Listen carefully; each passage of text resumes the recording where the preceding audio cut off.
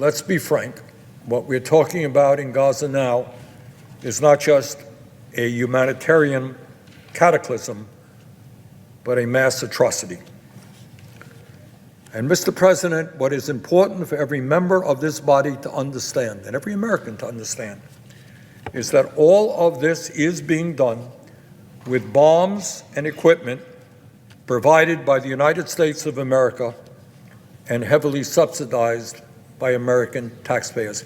We are paying for the carnage in Gaza right now. Our bombs, our ordnance.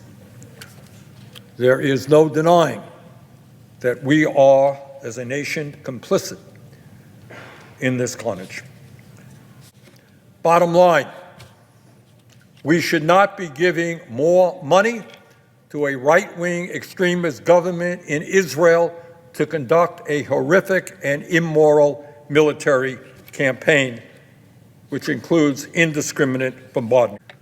Despite sharing their locations with Israeli military forces, more than 100 United Nations facilities have been bombed.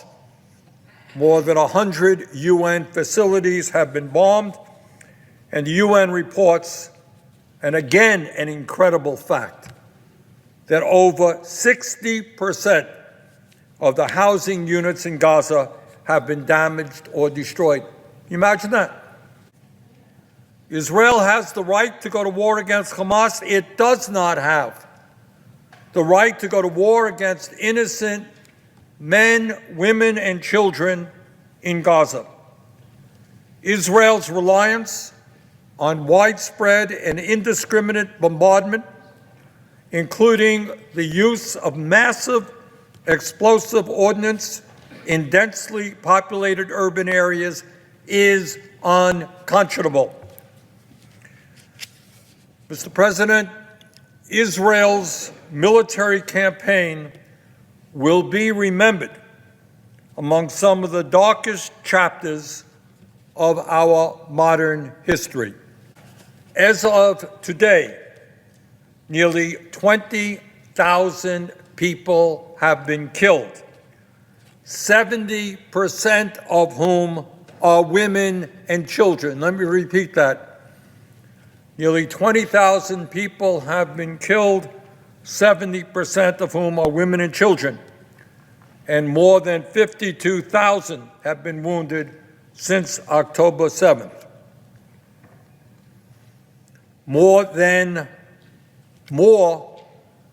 victims are likely trapped under the rubble.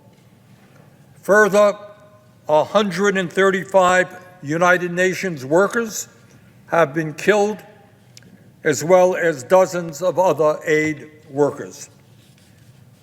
Mr. President, unbelievably, and it really is quite unbelievable, nearly 1.9 million people, that is more than 85% of the population in Gaza, have been driven from their homes. Can you imagine that? 85% of the people have been thrown out of their homes, and as we speak, they don't know where they are going. They don't know what their future is. They don't have enough food, water, medical supplies, or fuel. And Mr. President, let me put this in historical perspective. And what that historical perspective means, that the destruction in Gaza is now equivalent to that of Dresden, Germany, where 2 years of bombing by the United States Air Force and the British Air Force during World War II destroyed half of the homes in that city and killed about 25,000 people. Gaza has matched that in just 2 months, not 2 years, 2 months.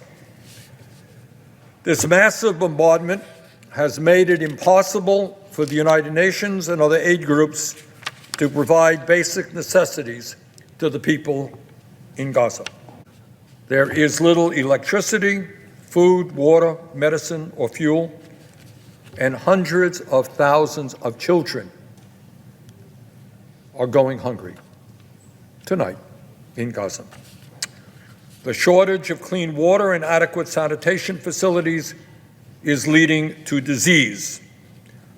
And, Mr. President, we can't even begin to contemplate the lasting psychological damage being done to the children of Gaza. Can you imagine a 5-year-old, a 10-year-old looking around whether a bomb is going to be hitting him or her, wondering what kind of house, if any, they're ever going to return to, where they are going? Massive psychological damage being done to the people of Gaza, and especially the children. The United Nations senior humanitarian official said that he fears, quote, a breakdown in society, end quote, amid this desperation. The Israeli military has made extensive use of massive explosive munitions in its campaign, including 2,000-pound and 1,000-pound bombs and 155-millimeter artillery.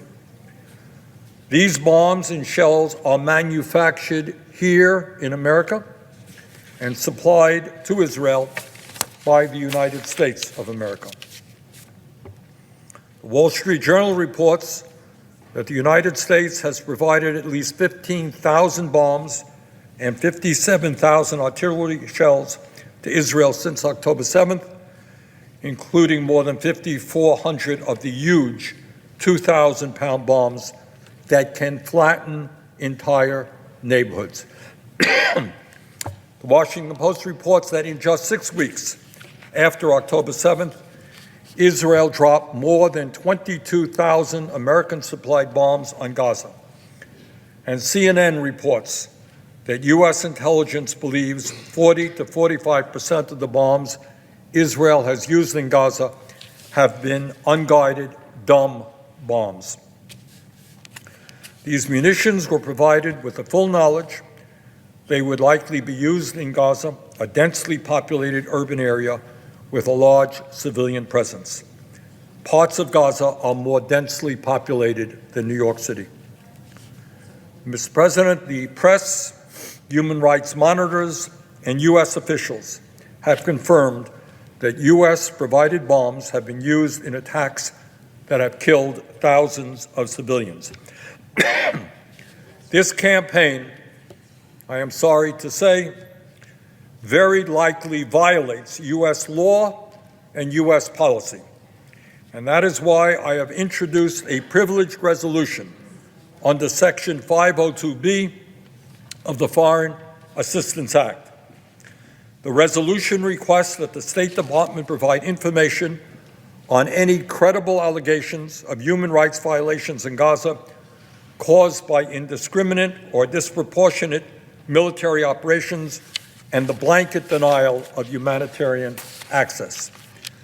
It also requests a list of the arms provided to Israel since October 7th and a description of the steps taken to limit civilian risk caused by Israeli military actions.